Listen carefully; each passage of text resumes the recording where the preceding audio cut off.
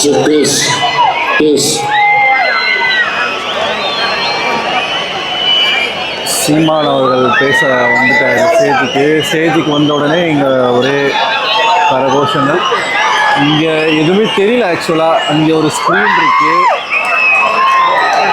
அந்த ஸ்க்ரீன் தான் நமக்கு தெரியுது. இங்கே தாய் தமிழ் உறவுகள் அனைவருக்கும் என்னுடைய அன்பும் வணக்கம். பேச ஆரம்பிச்சாரு. ஒரு அரசியல் இயக்கம் தொடர்ந்து தொடர்ந்து தொடர்ந்து தொடர்ந்து தனித்து தனித்து தனித்து நின்று வளர்ந்து வளர்ந்து வளர்ந்து வருகிறது என்றால் உலகில் நாம் தமிழர் கட்சியை தவிர வேற எந்த அரசியல் கட்சியும் இல்லை.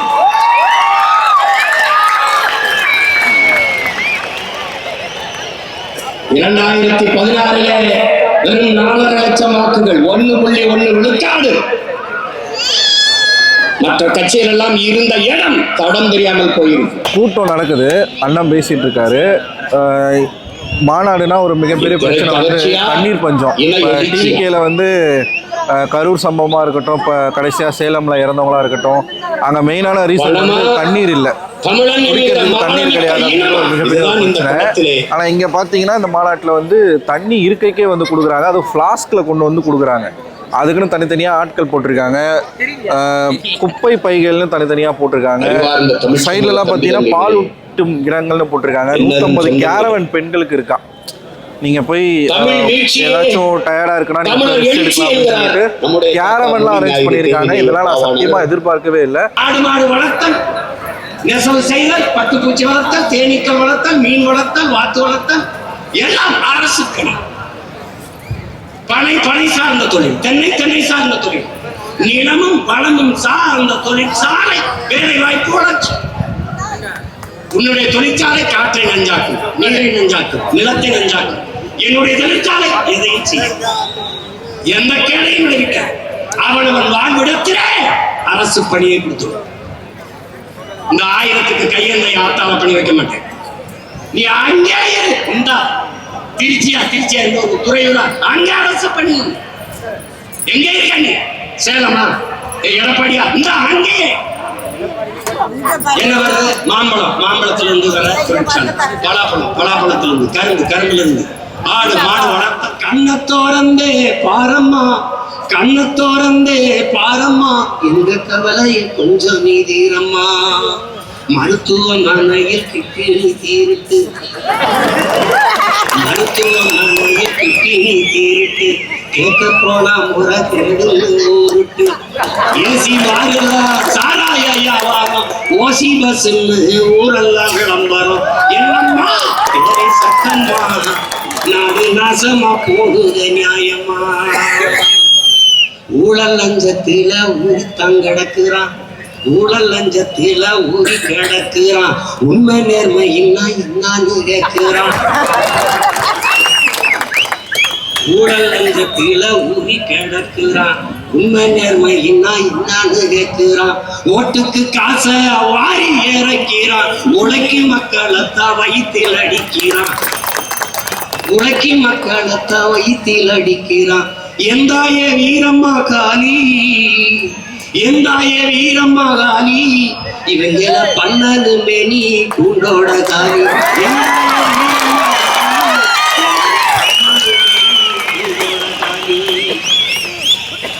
சக்கம்மா வாக்கு சத்திய வாக்கு, ஓ சக்கம்மா வாக்கு சத்திய வாக்கு, விவசாயி சின்னத்துக்கே வாக்குன்னு ஆக்கு.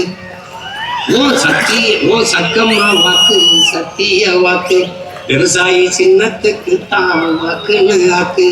ஓட்ட யோசிச்சு பார்த்துதான் போடு, ஓட்ட யோசிச்சு பார்த்துதான் போடு, அப்புறம் சொர்க்கமா மாறுமே நாடு, அப்புறம் சொர்க்கமா மாறுமே நாடு. ஓட்ட யோசிச்சு பார்த்துதான் போடு, அப்புறம் சொர்க்கமா மாறுமே நாடு. என்னம்மா தேவி சக்கம்மா.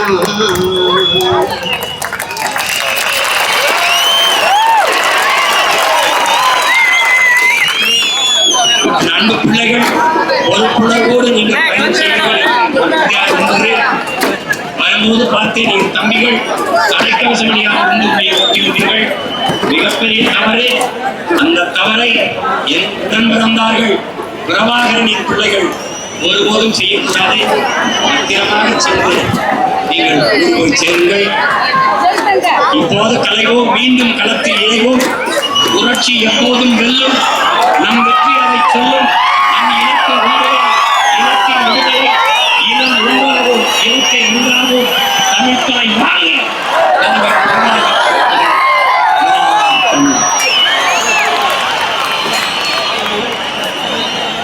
வணக்கம்ங்க. வணக்கம். உங்க பேரு? கோட்டீஸ்வரி. நீங்க எங்க இருந்து, எந்த தொகுதியில இருந்து வரீங்க? வட சென்னை தொகுதி. சென்னை பெரம்பூர் தொகுதி.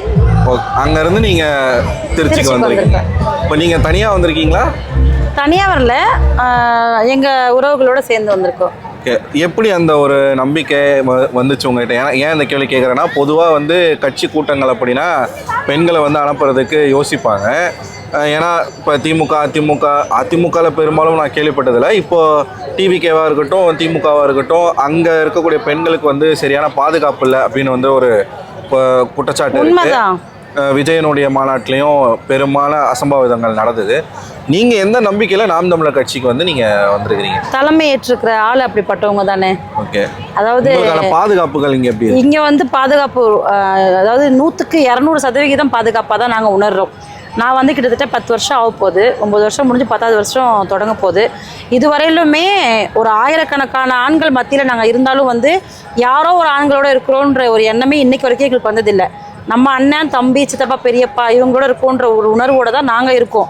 அந்த உணர்வை விதைச்சது வந்து அண்ணன் செந்தமிழன் சீமான். அவர் தலைமையேற்றிருக்கிறவர் வந்து தலைவர் வந்து அப்படிப்பட்டவர். தலைவர் எப்படி பெண்களை பாதுகாப்பாக கொண்டு வழி நடத்தினாரோ அதே மாதிரி அண்ணனும் வந்து தம்பிகளுக்கு சொல்லிக் கொடுத்ததும் எங்கள் அண்ணன்களுக்கு சொல்லிக் கொடுத்ததும் இதுதான்.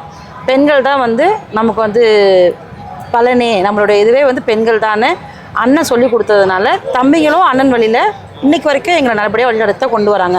இன்றைக்கூட கூட நாங்கள் வந்த வேனில் ஒரு 25-20 ஆம்பளைங்க இருப்பாங்க. நாங்கள் ஒரு 3 பெண்கள் தான் வந்து பயணிக்கிறோம். எந்த நம்பிக்கையில் பயணிக்கிறோம்? தண்ணி அடிக்க மாட்டாங்க, சிகரெட் பிடிக்க மாட்டாங்க, தப்பான ஒரு பார்வை பார்க்க மாட்டாங்க, பக்கத்தில் தான் உட்காந்து வரும். இன்றைக்கு வரைக்கும் எங்களுக்கு வந்து ஒரு தப்பான ஒரு கண் பார்வை கூட இன்றைக்கி எங்களை பார்த்ததில்லை. அந்த நம்பிக்கை தான், வேறு ஒன்றும் இல்லை.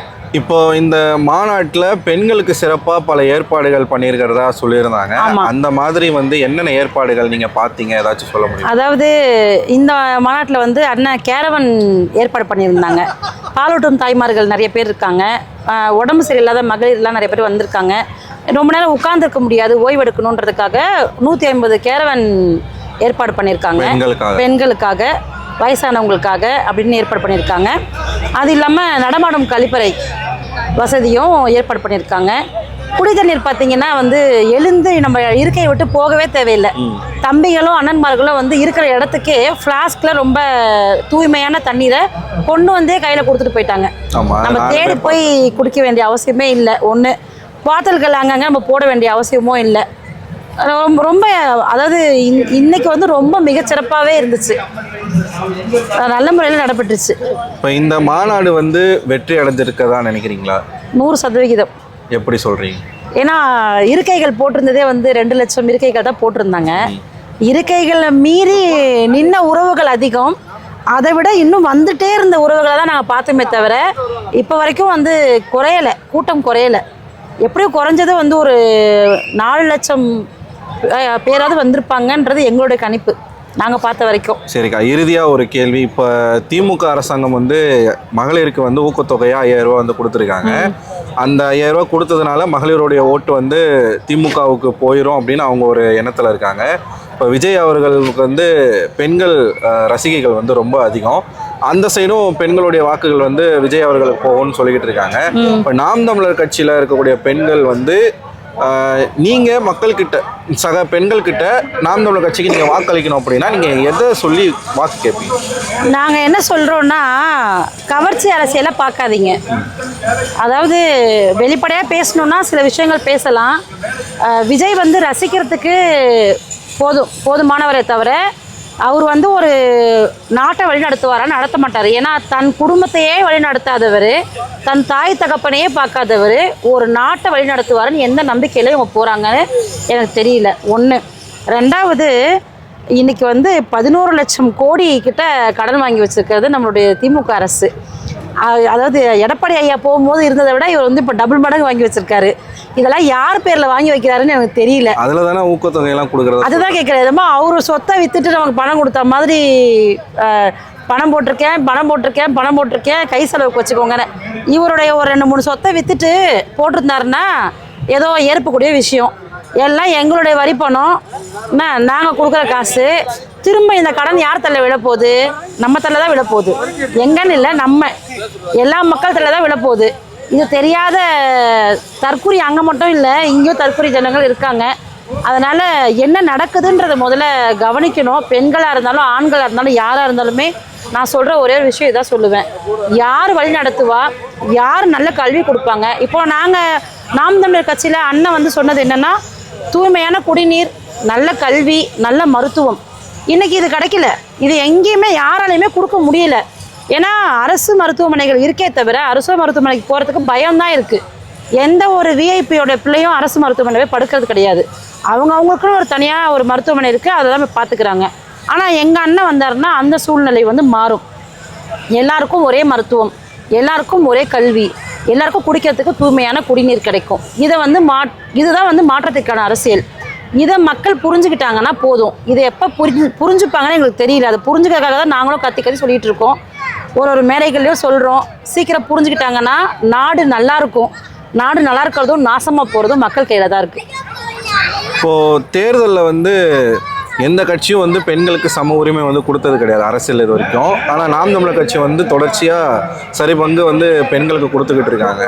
இதை வந்து பெண்கள் மத்தியில் இது எடுபடுமா? இது வாக்கா மாறுமா? கண்டிப்பாக மாறணும்ல. இப்போ அதாவது மகளிர் வந்து சிந்திக்கணும்ல. ஏன்னா நீங்கள் அதிமுகவில் எடுத்துக்கோங்க, எத்தனை பெண் வேட்பாளர்கள் இருக்காங்க, எத்தனை பெண் உறுப்பினர்கள் இருக்காங்க.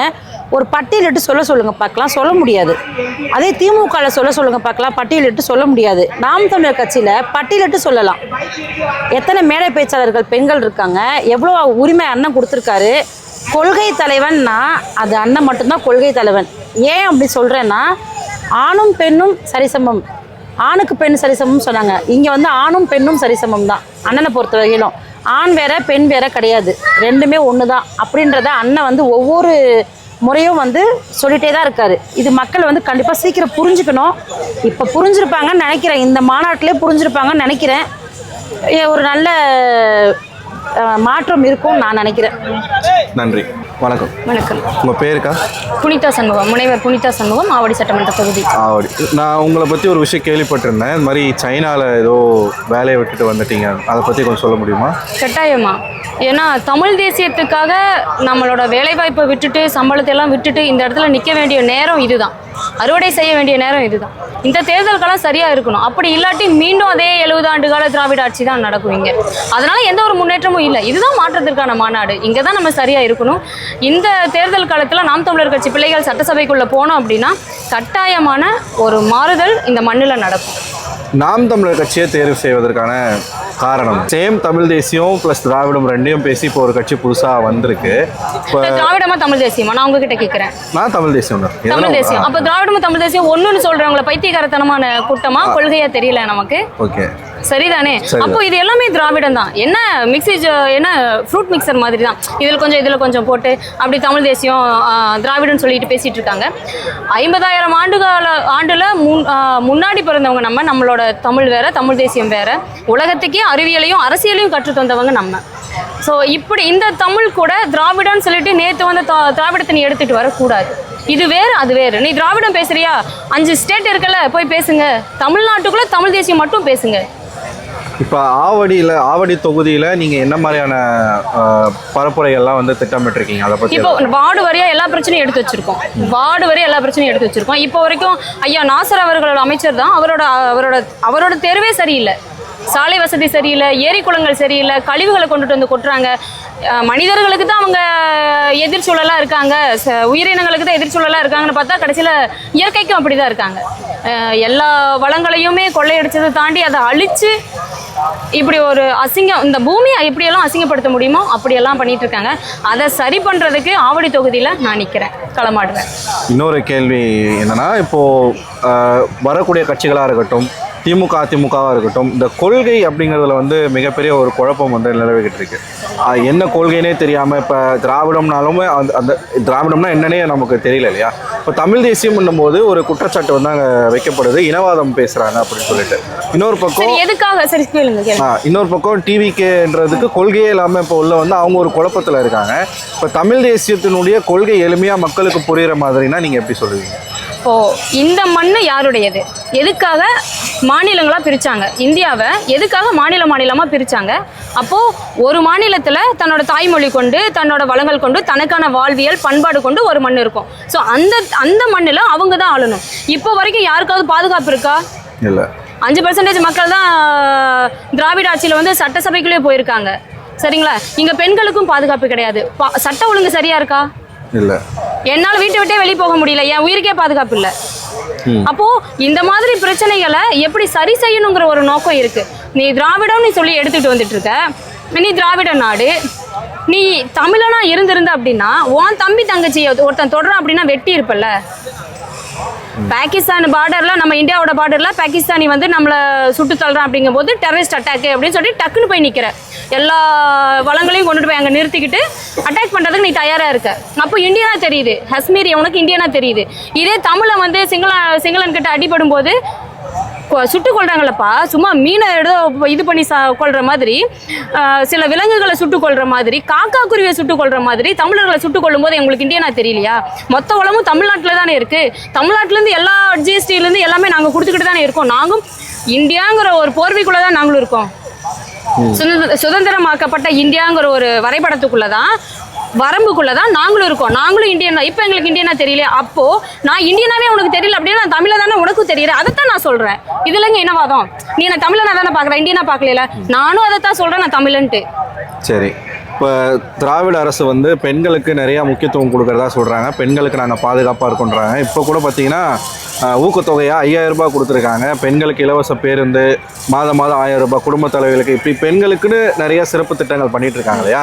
இதை தாண்டி வந்து பெண்கள் ஏன் நாம் தமிழர் கட்சிக்கு ஓட் பண்ணணும் இப்போ அவங்களுக்கு பண்ணாம? இப்போ நீங்க சொல்றீங்க திராவிடம் வந்து பெண்களுக்கு வந்து பாதுகாப்பானது. as a girl நான் சொல்றேன், அவரே சொல்லிக்கிறாங்க. சரி, அந்த கேள்வி நீங்க எடுத்துட்டு வந்திருக்கீங்க. ஆக்சுவலி இது வந்து ஒரு ஃபன்னி, ஒரு காமெடி சென்ஸ் அதிகமா இருக்க சிஎம் சொல்லிட்டு நம்ம விட்டுட்டே போயிருக்கலாம்.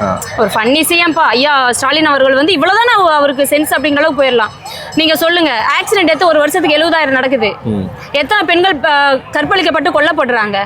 மூளைக்கு மதுக்கடையை திறந்து வச்சிருக்காங்க. எங்க பாதுகாப்பு இருக்கு எனக்கு? பெண் குழந்தைய ஹாஸ்பிட்டல்ல பிறந்ததுல இருந்து நான் சாவர வரைக்கும் எல்லாமே ரேப்பு தானே நடக்குது. இதுதான் பாதுகாப்பான இதுவா? இன்னைக்கு மாநாடு நீங்க பாத்தீங்க, இங்க பாருங்க கேமராமேன் ப்ளீஸ், இங்க பாருங்க சேர் எல்லாம் ஒழுங்குபடுத்தி போயிருக்காங்க. இதுல ஒழுக்கம் இருக்கு. அங்க திருச்சியில பாத்தீங்கன்னா திமுகவுடைய மாநாடு நடந்தது. இப்ப நாங்க வரும்போது பாத்துட்டு வரோம், அந்த இடத்துல வாழைத்தாறுகளும் குப்பைகளும் பேப்பர்களும் அந்த மூலையில அப்படியே இருக்கு ரோட்டு ஓரத்துல. இந்த திடல்ல ஒரு இடத்துல அப்படி இருக்கு. நீங்க சொல்லுங்க பாப்போம். ஒரு ஒழுங்கும் ஒரு நெறியும் ஒரு கையில இல்ல அப்படின்னா அந்த கட்சி எப்படி ஒழுங்கா இருக்க முடியும் சொல்லுங்க? இல்ல, ஒழுக்கம் அவங்க கிட்டே இல்ல. திமுக மாநாட்டில எல்லாம் பாத்தீங்கன்னா 5 சீட் விளையாடுவாங்க, உறுதிமொழி எடுத்துட்டு இருக்கிறாங்க, ஒரு அம்மாவோட வளையல் எடுக்கிறாங்க. திருட்டு பசங்க திராவிடத்துல இருக்கிறாங்க, திமுக காரங்க. ஒரு பொண்ணு உறுதிமொழி எடுத்துட்டு இருக்குது, அந்த பொண்ணோட வளையல் எடுக்குது. அங்க 4 பேர்த்துக்குள்ள அவங்களுக்குள்ளே பாதுகாப்பு இல்ல. எத்தனை பேர்த்த சட்டசபை ஏத்திருக்காங்க சொல்லுங்க? திராவிட 70 ஆண்டு காலம் ஆட்சி பண்ணிச்சுல, ஒரு 33% அவங்களால கொடுக்க முடிஞ்சதா? இல்ல, 5.3 தான் இப்ப வரைக்குமே இருக்கு, அவ்வளவுதான். ஆனா நம்ம நாம் தமிழர் கட்சியில பாருங்க, சரிக்கு சமம், ஆணுக்கு பெண் சமம் இல்ல, ஆணும் பெண்ணும் சமம் அப்படிங்கிற கோட்பாட்டை வச்சுதான் 117 ஆண்கள் 117 பெண்களை கொடுத்திருக்காங்க. இதுக்கு வேற எந்த கட்சிகள் கொடுத்திருக்குன்னு சொல்லுங்க பாப்போம். ஆட்சி அதிகாரத்துல இருக்கிற அவங்களாலேயே கொடுக்க முடியல. நம்ம வந்து இன்னும் ஆட்சி அதிகாரத்துக்கே வரல. ஆனா இப்பயே நம்ம இந்த அளவுக்கு பெண்களுக்கு உரிமை கொடுக்குறோம் அப்படின்னா அவங்க கொடுக்குற ஊக்கத்தொகை வந்து எத்தனை நாள் செயல்படும் நினைக்கிறீங்க? ஒரு நாள் அந்த 5000 வந்து பாத்தீங்கன்னா கல்விக்கேற்ற வேலை நீ கொடுத்திருந்தனா, அதுக்கேற்ற சம்பளத்தை நீ கொடுத்திருந்தனா, 10 லட்சம் கோடி கடன் இருக்கா, நான் 5000 திருப்பி கொடுக்குறையா? கடனை கட்டியா? நான் 5000 திருப்பி கொடுக்குற, கடனை கட்டுறேன். நீங்க கேட்டத கேள்வி என்ன? திராவிடம் பெண்களை பாதுகாப்பா வச்சுக்குதான். இதுல உங்களுக்கே தோணி இருக்கும் கட்டாயமா இல்லைங்கிறது, அவ்வளவுதான். இங்க தமிழ் தேசிய பிள்ளைகள் வந்து பாத்தீங்கன்னா எல்லா அக்கா தங்கச்சி தோழன் தோழியா நாங்க இருக்கோம், நம்ம இருக்கோம். இங்க ஒழுக்கம் இங்க இருக்கு. இந்த ஆட்சி சட்டசபைக்கு வருது அப்படிங்கும் போது கட்டாயமாக டெவலப்மெண்ட்டில் இருக்கும், எல்லாத்தோட சேஃப் ஜேர்னியாக இருக்கும். ஆமாம். நன்றி. சரி, கடைசியாக ஒரே ஒரு கேள்வி உங்கள் 2 பேர்கிட்டையும்.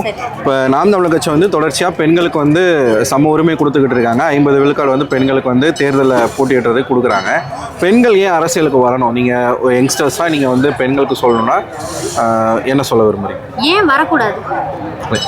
வரக்கூடாதுன்னு தானே சொல்லிட்டு இருக்காங்க, ஏன் வரணும்? எல்லாம் உடச்சி. சரி, இப்போது நான் வந்து எம்எல்ஏவாக இருக்கேன், நான் வந்து ஒரு அமைச்சராக இருக்கேன். என் புள்ள ஸ்கூல் போகுது, ஸ்கூல் பக்கத்துலேயே நான் ஒயின் ஷாப் வச்சுருப்பேனா? பெண் பிள்ளை தான் வளர்த்துறேன், ஒயின் ஷாப் வச்சுருப்பேனா? கோயில் பக்கம் அப்படியே கோயிலுக்கு போகிறேன், மசூதிக்கு போவேன், எல்லா பக்கம் நான் போகிறேன், சர்ச்சு போகிறேன், அந்த இடத்துல வந்து டாஸ்மாக் இருக்குது, நான் அலோவ் பண்ணுவேனா? பொண்ணு வைக்கிற பொட்டுக்கு டாக்ஸ் இல்ல, டாக்ஸ் இல்லங்க, நாப்கினுக்கு டாக்ஸ். இது ஓகேயா? இது சரியா? ஒரு பொண்ணு சட்டசபைக்கு ஏறினா சரியா இருக்கும்ல? என் தாலி பறிச்சுட்டு போறான், என் புருஷன் செத்தானா அவன் என் தாலி முடிஞ்சு போச்சுல அந்த இடத்துல. அப்போ எது பாதுகாப்பானது? நான் சட்டசபைக்கு போனால் என்ன பண்ணுவேன்? பெண்கள் சட்டசபைக்கு போனால் குடும்பத்தை அவ்வளோ அழகா கட்டுக்கோப்பா எடுத்துட்டு வர பொண்ணுனால ஏன் நாட்டை எடுத்துட்டு வர முடியாது? அப்படிங்கிறது ஆண்களை விட பெண்களுக்கு தாங்க. நாங்க ஆண்களுக்கு எதிரானவர்கள் அல்ல, எங்கனாலையும் முடியும், சமத்துவம் காட்டணும் அப்படிங்கிறதுக்காக தான் நாம் தமிழர் கட்சி அந்த வாய்ப்பு. ஆமா. சரி, அப்படியே வந்து வர சட்டமன்ற தேர்தலில் உங்களுக்கு வாக்களிக்கணும் அப்படின்றது மக்கள்கிட்ட நீங்கள் நான் திருவிடைமருதூர் சட்டமன்ற தொகுதியின் வேட்பாளர் பொறியாளர் மோ திவ்ய பாரதி. நீங்கள் எனக்கு வாக்களிக்கும் போது நம்ம தொகுதியை தண்ணீர், அதாவது நம்ம மழையின் பொழிவால் மழை நீரை சேகரித்து நிலத்தினடி நீர் இருக்கு இல்லைங்களா, அந்த நீர அளவை விட நாம நிலத்தடியிலிருந்து உறிஞ்சி எடுக்கிற நீரோட அளவு கம்மியா இருக்கு அப்படின்னு 9 மாவட்டங்களை பிரிச்சு எடுத்திருக்காங்க. அதுல பாத்தீங்கன்னா தஞ்சாவூர் மாவட்டம், மயிலாடுதுறை மாவட்டமும் ஒண்ணு. இது மட்டும் இல்லாம நம்ம குடிக்கக்கூடிய பால்ல வந்து எந்த அளவுக்கு கலப்படம் இருக்கு அப்படிங்கறத இப்போ சமீபத்தில் ஒரு இது சொல்லியிருக்கிறாங்க. நம்ம குடிக்கக்கூடிய பால்ல 1 மில்லி லிட்டர்ல 33, அதாவது பிளேட் கவுண்ட்னு சொல்லக்கூடியது 33,000 தான் இருக்கணும். ஆனால் இப்போ நம்ம குடிக்கக்கூடிய பேக்கெட் பாலில் வந்து பார்த்தீங்கன்னா கிட்டத்தட்ட அது 2 லட்சம் அளவுக்கு இருக்கு. பெரிய பெரிய பிராண்டுங்கள்லையே நம்மளுடைய கம்மியான அளவில் இருக்கிற சாதாரணமான இருக்கிற இதை நினச்சி பாருங்க. அப்போது இதை குடிக்கும்போது நம்மளுடைய மண் தான் பார்த்தீங்கன்னா அதிக அளவுக்கு கேன்சரையும் நீரிழிவு நோயையும் கொண்டுள்ள மாவட்டமாக அதிகமாக இருக்குது நம்ம தமிழ்நாடு. நம்ம நாம் தமிழர் கட்சி ஆட்சிக்கு வரும்போது நாம் வந்து என்ன சொல்கிறோம் அப்படின்னா, ஆடு மாடு மேய்த்தல் அரசு பணியாகவும் விவசாயத்தை அரசு பணியாகவும் கொண்டு வரும்போது நம்ம பிள்ளைகளுக்கு நம்மளே தரமான பாலையும் தரமான உணவையும் நஞ்சில்லா உணவையும் கொண்டு வந்து நம்ம திருவிடைமருதூர் சட்டமன்ற தொகுதியை சிறந்த தொகுதியாக மாற்றுவேன்னு சொல்லி நாம் தமிழர் கட்சிக்கு விவசாய சின்னத்துக்கு வாக்களிச்சு உங்க பிள்ளைகளை வந்து பெருவாரியான வாக்குக்கு அதை சொல்லிருங்க. 2 விவசாய சின்னம் இருக்கு. கரெக்ட், 2 விவசாய சின்னம் இருக்கு.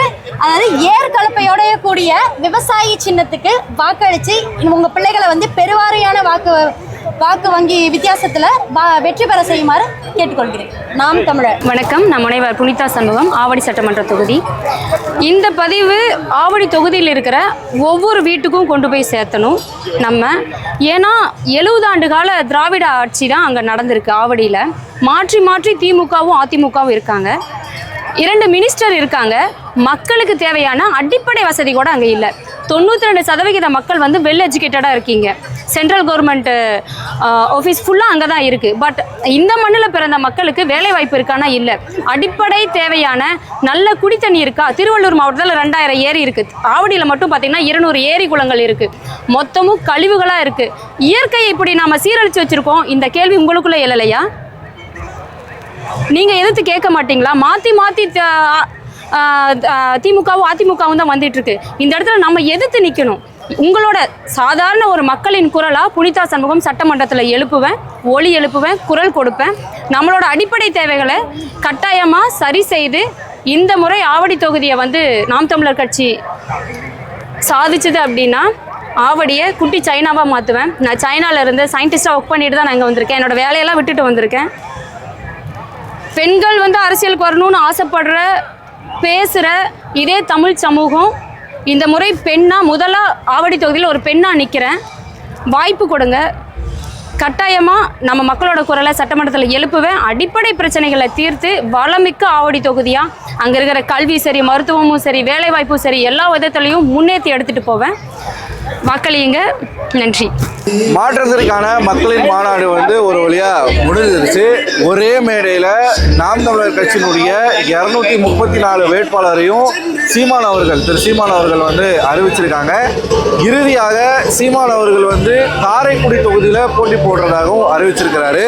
இப்போ இந்த மாநாடு வந்து முடிஞ்சிருச்சு. இந்த மாநாடு முடிஞ்சவொடனே நீங்கள் பார்த்தீங்கன்னா மற்ற மாநாடுகளுக்கும் நாம் தமிழர் கட்சியினுடைய மாநாடுக்கும் வித்தியாசம் என்ன அப்படின்னு பார்த்தீங்கன்னா உங்களுக்கு பார்க்கும்போதே தெரியும். எல்லா சேரையும் வந்து எடுத்து அடுக்கி வச்சுட்டு போயிருக்காங்க. அண்ணன் சீமான் அவர்கள் வந்து ஒரு வார்த்தையை சொல்லியிருப்பாரு, அதை வந்து நீங்கள் கேட்டிருப்பீங்க. மாநாடு அப்படிங்கிறது வந்து எப்படி இருக்கணும் அப்படிங்கிறத இந்த கூட்டத்தை பார்த்து நீங்கள் கற்றுக்கோங்க அப்படின்னு சொல்லியிருப்பாரு. நீங்கள் விஜய் அவர்களுடைய மாநாடு எடுத்து பார்த்துருந்தீங்கன்னா போடப்பட்ட அத்தனை சேர்களும் வந்து உடைச்சிட்டு போயிட்டாங்க. நிறைய பேர் சேரை வந்து தூக்கிட்டு போயிட்டாங்க. திமுக மாநாடுகள்லாம் பார்த்தீங்கன்னா வாழைத்தாறுல இருந்து எல்லா பழங்களும் வீட்டுக்கு எடுத்துகிட்டு போவாங்க. அந்த மாதிரி எந்த விதமான கேவலமான விஷயங்களும் பண்ணாம முழுக்க ராணுவ கட்டுப்பாடோட வந்து ஒரு கூட்டத்தை நடத்தி முடிச்சிருக்கிறாங்க. இங்க ஒரு சேரும் உடைக்கப்படலை. இங்க எந்த தொண்டனும் வந்து மின்கம்பத்தில் ஏறலை, யாரும் பனைமரத்தில் ஏறலை. இந்த அணில் சேட்டைகள், இந்த மடக்கூதி சேட்டைகள், இது எதுவுமே வந்து பண்ணாம ரொம்ப அதான் சொல்றது இராணுவ கட்டுப்பாடு அப்படிங்கிறது வந்து இதுதான். யாரும் இங்கே வந்து சீட் ஆடலை, தண்ணி அடிக்கலை. ஒரு தொண்டர்கள்கிட்ட, ஒரு சகோதரர்கள்கிட்ட கூட வந்து நீங்கள் மது வாடை அப்படிங்கிறத நீங்கள் பார்க்கவே முடியாது. நான் இதை லைவாக எக்ஸ்பீரியன்ஸ் பண்ணியிருக்கேன். குறிப்பாக பெண்களுக்கு வந்து அந்த அளவுக்கு இங்கே பாதுகாப்பு இருந்திருக்கு. ஒரு அசம்பாவிதம் நடக்கலைங்க. இப்போ கரூர் சம்பவமாக இருக்கட்டும், சேலமாக இருக்கட்டும், ஒரு சின்ன விபத்து கூட இங்கே நடக்கலை. அந்த அளவுக்கு அதாவது எல்லா விதமான ஏற்பாடுகளும் செய்து கொள்கை இல்லாத ஒரு கூட்டம் வந்து இதை செய்ய முடியாது. அப்போ இங்கே இவ்வளோ கட்டுப்பாடோட ஒரு கூட்டம் நடக்குது அப்படின்னா இங்கே இருக்கக்கூடிய தொண்டர்கள் வரைக்கும் நாம் தமிழர் கட்சியினுடைய தலைவர் சீமான் அவர்கள் தன்னுடைய கொள்கையை கொண்டு போய் சேர்த்துருக்காரு. அந்த கொள்கையை இங்கே இருக்கக்கூடிய கட்சி தொண்டர்கள் வந்து உள்வாங்கியிருக்காங்க அப்படிங்கிறது இதன் மூலமாக உங்களுக்கு தெளிவாக தெரியும். எந்த ஒரு தொண்டன் வந்து கொள்கை பிடிப்போடு இருக்கானோ அவனால தான் இராணுவ கட்டுப்பாடோடு இருக்க முடியும். அதுக்கு மிகச்சிறந்த ஒரு சான்றாக இந்த திருச்சி மாநாடு வந்து அமைஞ்சிருக்கு. நிஜமாவே இந்த மாநாட்டை பார்த்து ஆண்ட கட்சிகளாக இருக்கட்டும், இப்போ வரக்கூடிய விஜயா இருக்கட்டும், எல்லாருமே வந்து கற்றுக்க வேண்டிய பாடங்கள் நிறையா இருக்குது. கற்றுப்பாங்க அப்படின்னு நான் நம்புகிறேன்.